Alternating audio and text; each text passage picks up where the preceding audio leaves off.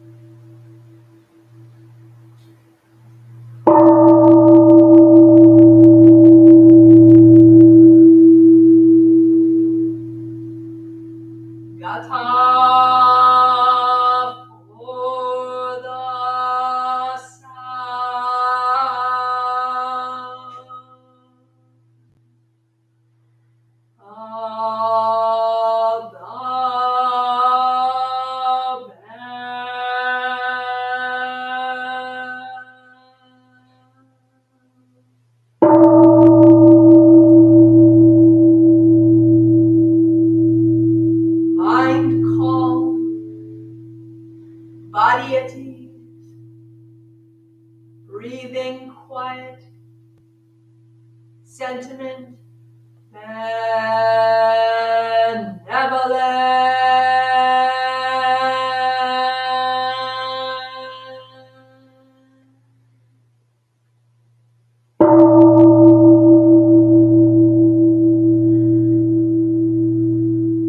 Dharma friends, sitting still in vital silence,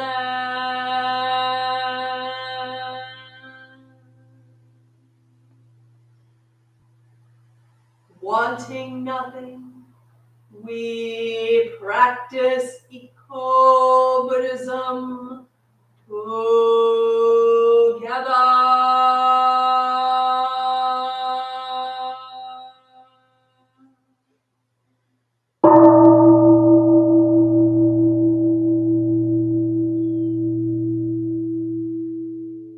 The sound of a temple bell booms for all to cease from conflict.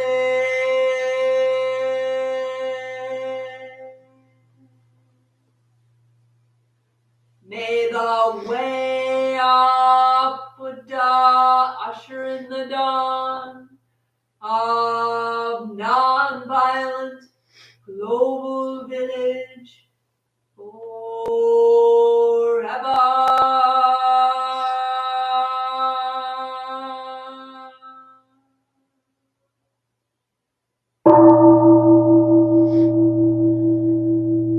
Here is the after sound of the bell.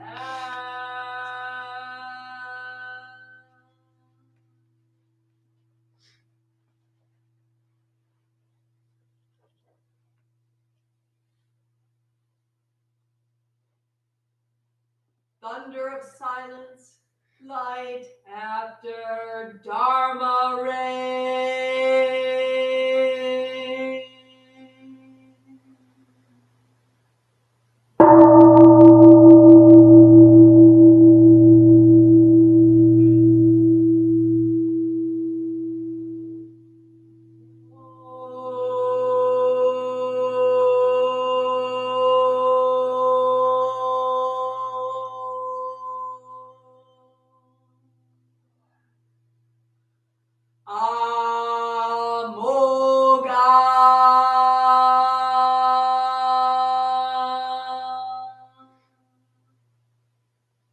Varochana Mahamudra.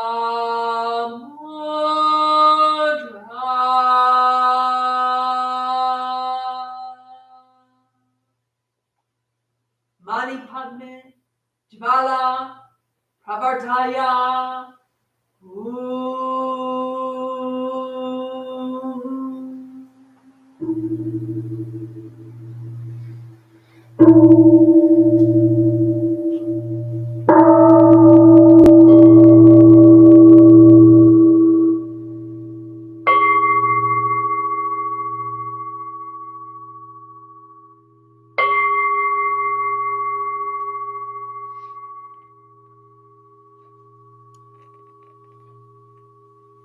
Please join me in some mindful stretching as an end to our meditation practice.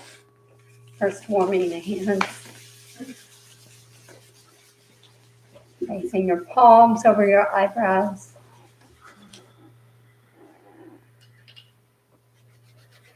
And then massaging the edge of your face.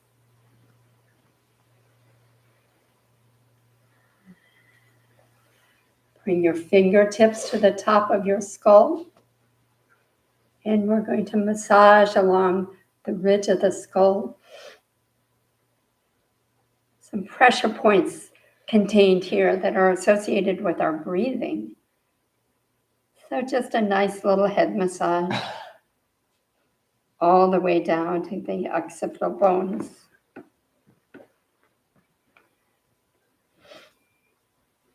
And now stretching the earlobes.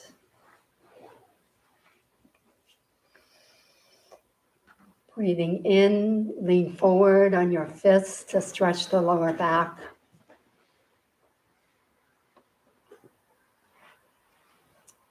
Stretching upwards to the sky. And now folding forward, again a stretch of the lower back.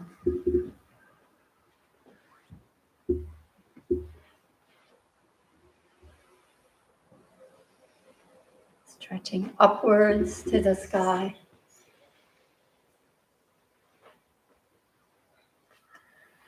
And then to the left.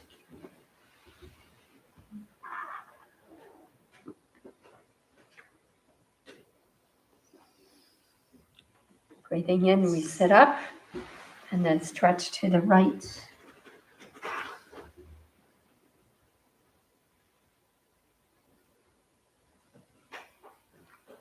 This time as we sit up, clasp your hands behind your back. Take a deep breath and then fold forward.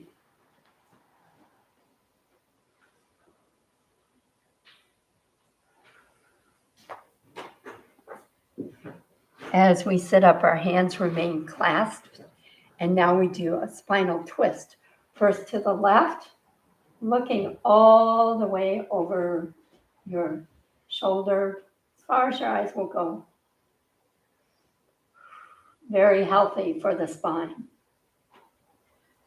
And now to the right.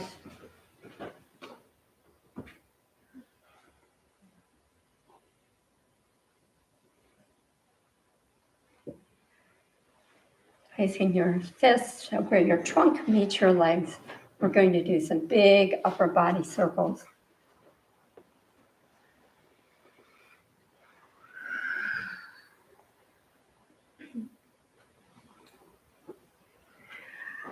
Reverse directions.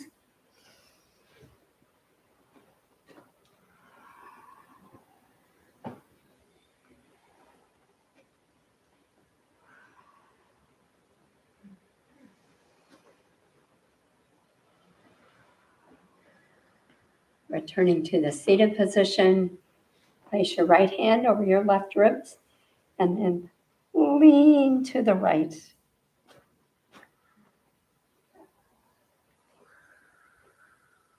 Reversing this, we now lean to the left.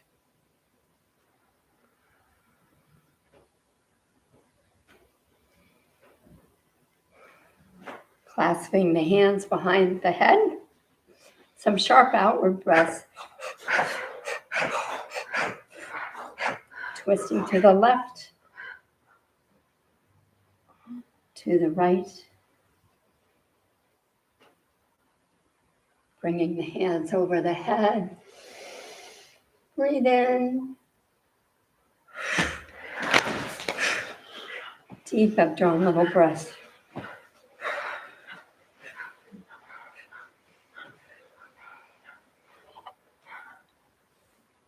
Ending with placing our hands in Hop Chan.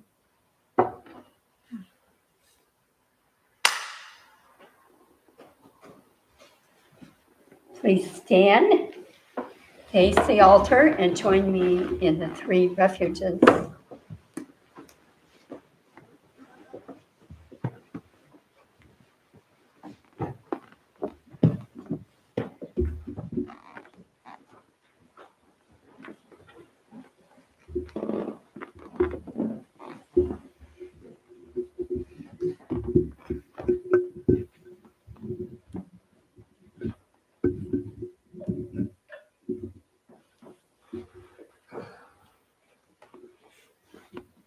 We take refuge in Buddha, Dharma, Sangha, first in Sino-Korean out of respect to our lineage, and then in English. So please throw your voice in as best you can.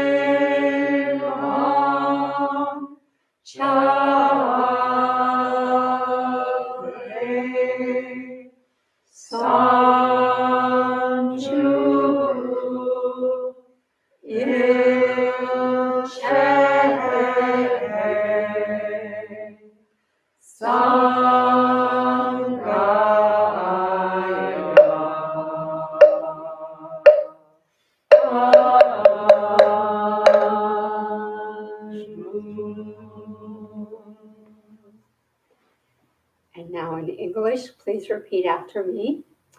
I go for refuge to the Buddha. I go for refuge to the Buddha. And resolve with all beings. And resolve with all beings. I will cultivate a heart of enlightenment. I will cultivate a heart of enlightenment. And realize the great way. And realize the great way. I go for refuge to the Dharma. I go for refuge to the Dharma. And resolve with all beings. And resolve with all beings. I will penetrate the teachings. I will penetrate the teachings. And uncover oceans of wisdom. And uncover oceans of wisdom.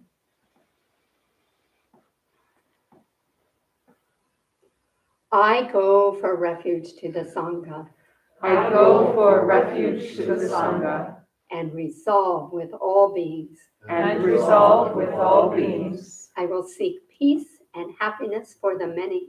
I will seek peace and happiness for the many. And transform this world into awakened lands unimpeded. And transform this world into awakened lands unimpeded.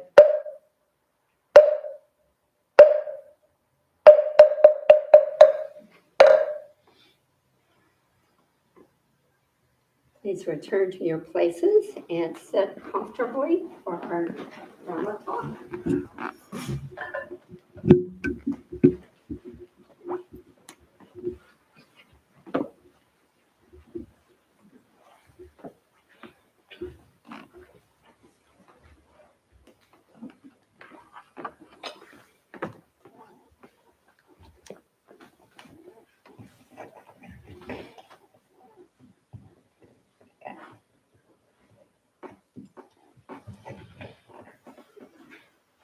Welcome to the Zen Buddhist Temple.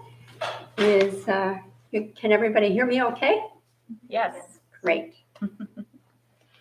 It's nice to see so many faces here today, especially those who are coming for the first time. It's always a bit scary to come through the gate and behind the wall, but hopefully we're a friendly group in here, and thank you for coming. So last week, Jagwa, who's sitting right here, gave a beautiful Dharma talk about working with ourselves in times of trouble, times of high emotion. In a way, the world is on fire right now. I mean, just look around you. We have shootings in church parking lots and medical offices, schools,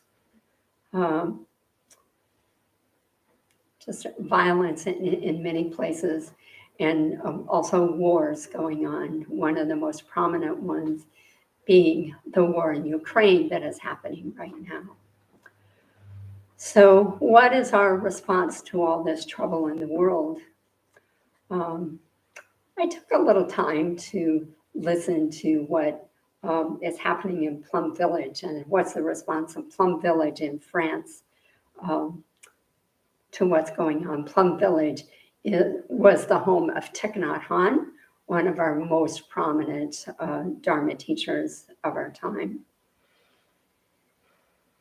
And the response of Plum Village was, number one, we need to view this as creating peace. And so we start that effort with personal peace and our personal practice. It always begins with us.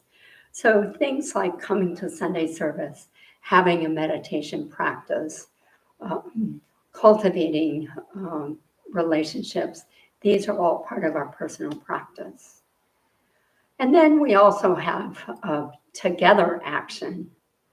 The folks in Plum Village say that our community is known by how we love each other. And I think this is a very, very important and inspiring way to look at together action. So that brings us to what is love, and just a few definitions of love for us to think about. Perhaps when you were held by your mother, you felt love. Hopefully this is true for most people, not true for everybody. But mother, a parent, someone you care for deeply, holding you. That's the experience of love. There's a feeling of healing that comes from love. And there's also a sense of a deeper presence. This deeper presence in the Buddhist tradition may refer to Buddha nature and may refer to interconnection among each other. So cultivating love is the start of cultivating peace. Thich Nhat Hanh, in 1964, established a group. This was in the middle of the Vietnam War. Most of you here are probably too young to remember the Vietnam War. But it was a horrific time. It was in the 70s. And North and South Vietnam were in conflict, but in the broader conflict, it was communist versus the Western democracies, and just a lot of bombing of villages and things like this going on. So Thich Nhat Hanh, as a young Buddhist monk during that time, responded by cultivating peace, by not taking sides, but instead by organizing what he called the Youth for Social Service in 1964. And he spoke about these times at a retreat in 2003, and that's where I'm getting my information. It was recorded, a retreat to work on peace between Israel and Palestine. So he described what they did was go into villages that had been destroyed by war. So the youth would just show up. They would come bringing themselves. They would not come bringing bags of money and things like that. They would not come with their ideas of how to make the village better. Instead, they would show up. They would become part of the village. In particular, they would play with the children. And pretty soon after playing with the children, they asked them, "Would you like to learn how to read?" And yes, this was eagerly accepted. So they taught children how to read. The children brought their parents in. They learned how to read. And pretty soon they established a little informal school in these bamboo huts. Many other skills were brought as well, but education was an important one. And so the villages were built. Then those involved in the war viewed these new villages with suspicion. And so they came in and destroyed them. There was one village in particular that was right at the border of North and South Vietnam. And this village was built, it was destroyed. So the youth came, built the village again. It was destroyed. This happened for a third time. It was destroyed. And so then the youth went to Thich Nhat Hanh and said, should we just give up? Will this war ever end? And Thich Nhat Hanh himself was feeling discouraged at that particular moment. But he reflected deeply. And the response he came up with was, the Buddha taught us that all things are impermanent. This war, too, will end. And so with that teaching, just really, he inspired continuation of these efforts. So this brings us then to the question of faith, because when things are falling apart, how is it that we maintain our faith? Faith is kind of a scary word in Western culture because it can conjure up images of sort of hardcore proselytizing and things like this. But in Buddhist tradition, faith is more this sense of deep trust in ourselves and confidence. We had a discussion recently at our Dharma student training meeting about faith, and here's some of the things that we came up with. So one definition of faith is love, those aspects of love that we just described. Another definition of faith is generosity, together action, doing things for other people. The effort that we are involved in right now, if you noticed when you came in, there's a big shipping container in our backyard. Our intention is to fill that shipping container with food, medical items, and send it to a refugee camp in Ukraine. So this is an example of generosity of everyone, and everybody has been so generous, giving us food, giving us money, giving us time, all of these kinds of things. A third definition of faith is maybe trust, Trust, well, actually, let's go first to inspiration. So faith is inspiration. Thich Nhat Hanh gave that example of how he inspired the community. As we worked on this container project that's out in our backyard, we have such a short time frame to do this. And from time to time, each one of us said, no, it's too hard. Let's give up. Let's just send the money instead. And always someone in the group, it was different people at different times, said, remember why you're doing this. You're helping people who are hungry. You are helping people that are in the midst of having their homes, their lives torn apart. Always then bringing us back to that person, that center. So faith has this element of inspiration to it. Trust. One way of looking at trust is it's trust in our ability to deal with the three marks of existence. The three marks are impermanence, suffering, and no self. All of these things are pretty scary. Impermanence, just looking at our own bodies and how they decay on every moment by moment. Suffering, we don't have to look far to identify examples of suffering. And no self means no permanent self. You know, we can't rely upon what our notions of ourself are. Self is, because that's continually changing as well. So trust is trusting our ability to negotiate these three marks. Confidence. Samasunam, our founder, said, it's the Buddhist belief that we can always help ourselves spiritually, no matter what our life is like.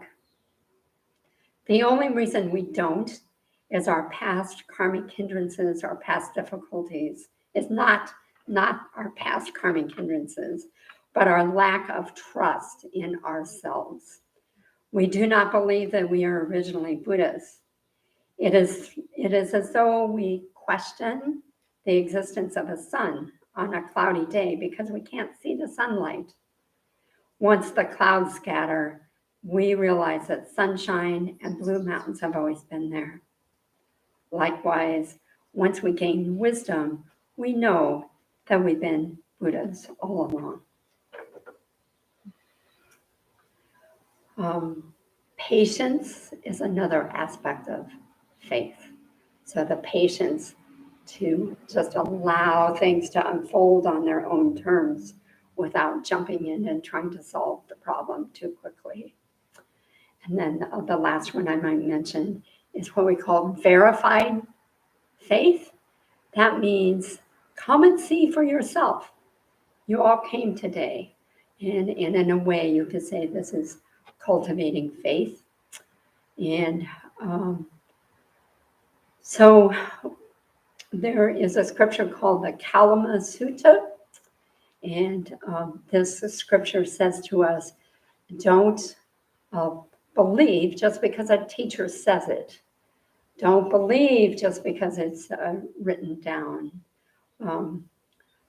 But only believe when you yourself has tried it and it rings true for you. So verified faith is what we try to cultivate in our Buddhist tradition.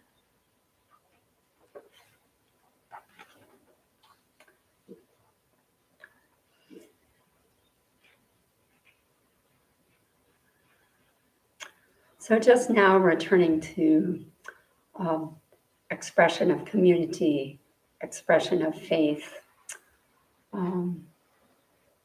together action.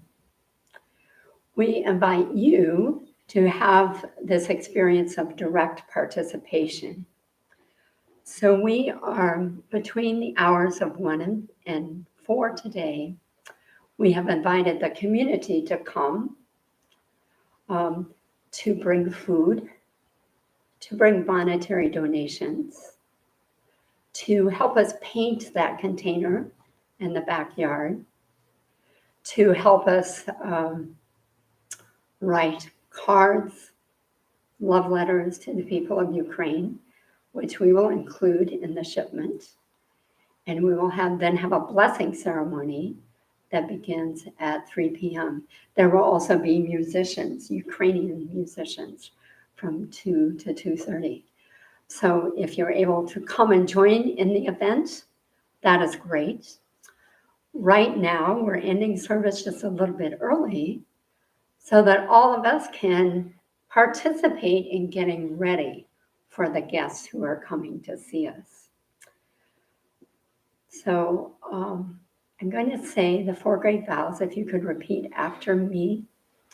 We'll have a few brief announcements, and then we will organize this together action. All beings, one body. All beings, one body. I vow to liberate. I vow to liberate. Blind passions, one root. Blind passions, one root. I vow to terminate. I vow to terminate. Dharma gates, one mind. Dharma gates, one mind. I vow to penetrate. I vow to penetrate. The great way of Buddha. The great way of Buddha. I vow to realize. I vow to realize. So just a few brief announcements. As you depart the temple today, whenever that is, please feel free to take a blue flyer with you that has events that are going on at the temple. Announcement number 2, all of the clergy have the opportunity to go on pilgrimage to Korea. And so we are leaving for pilgrimage this coming Thursday. And then we're going to retreat in Chicago. So that means we don't have anybody around to lead services for the next month. So the temple is going to be on recess until July 15th after today's service. So we thank you for your understanding and support of that. And with that, I'm going to ask Hayun to talk to us about our work practice effort. Here's the microphone. Okay. Well, for those of you who are new today, this is different for us. And when you walk in normally, you don't see mountains of boxes and food and everything piled up. But it's all part of the effort that Maun talked about to fill the shipping container with food. You might ask, why food and not just send money? The reason is that we were told by our partner, United Help Ukraine, is that there are such supply chain shortages now that food is much more important than money to the Ukrainians at this settlement camp.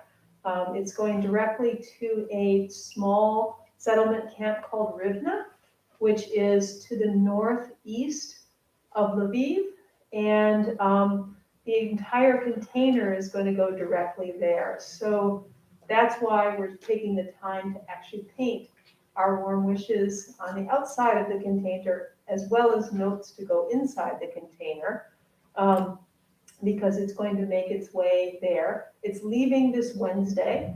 So Maun talked about the very short timetable that we've had on this. But so right now, what we're going to do is to break up into teams and sort of set things up so that when the event begins at 1 p.m., that everything's already set up. And I will invite anyone who'd like to stay on and continue to help through 1 p.m. into the event itself, but you're welcome to join us for lunch today if you'd like to continue to volunteer.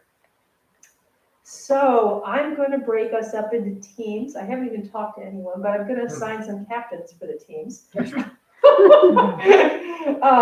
The first team is the stage area, and that is the team that's going to be setting up the stage in Woodlawn Street. We're going to be closing off Woodlawn Street starting at noon. But we can begin setting up the stage and what's going to go on the stage beforehand. Haji Sunim is going to be captaining this team. And I wanted to ask Samoon if he would also join this team. Okay, and that includes taking this lovely platform that's behind us here. It actually pulls apart. And so we're going to be taking it apart and putting it out on the wood lawn. So a couple strong volunteers. Can I have like maybe 3 other strong volunteers to raise their hands for this? Nope, you're a yes, back there. Yes, yes. All right, you look strong. Thank you. All right. No, you've got your captaining and team. Oops. All right. So team number 2 is in here with me in the Buddha Hall. And that team, Maun is also going to be a part of. And what we're going to be doing is rolling up these carpets, setting them aside, putting all the mats and cushions aside, bringing in all that food. So this is going to become an entire staging area and setting up the front, because we're going to be throwing open those doors there and allowing people to enter that way and give contributions of food and money. So that's number 2. Number 3, we're setting up, as Maun mentioned, a place to write personal notes to the Ukrainians. There's about 20,000 people in this refugee settlement, most of them coming from eastern Ukraine. So you can write a personal note. And I'm going to ask Jagwa to captain this team.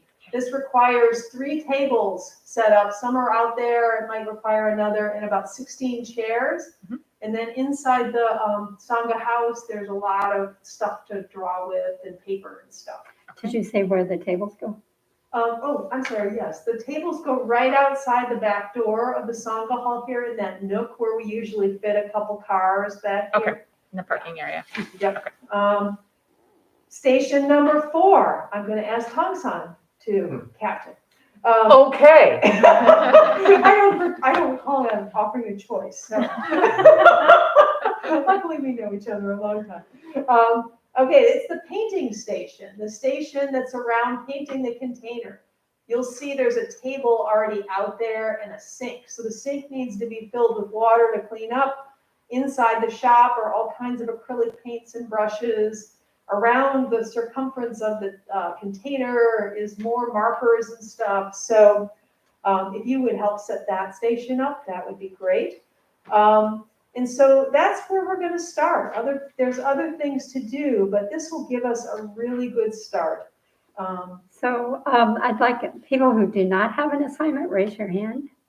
If you don't yet have an assignment. Okay, so how would you like to distribute these? So Omyo plus the woman behind Omyo can help Jagwa. Uh-huh. The young man right there who doesn't have an assignment can help us in here. Others over here who didn't have an assignment yet. Back there, you don't have an assignment? So you help Tong-san with the art area. Others? Okay, so are you guys together? Yes. Okay, so you can help with the stage area and in here. How many people do we have? We already have a couple, so why don't you help in here? You can help us. Is that too many for in here? The sign in front needs to be moved down as well? We'll take care of that as part of Yeah, it. that's part of ours Alright. in here. So we're Okay. just kind of in geographical sections. And if you get done with your sections, report back here, and we'll have plenty more to do. Does that sound like a plan to everyone? All right, let's go get them.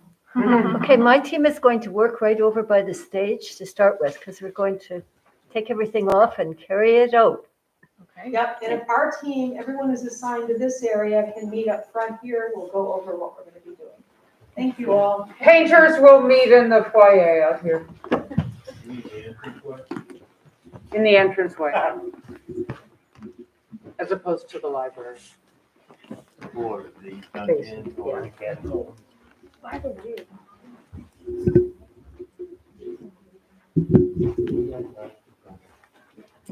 Oh, I was thinking about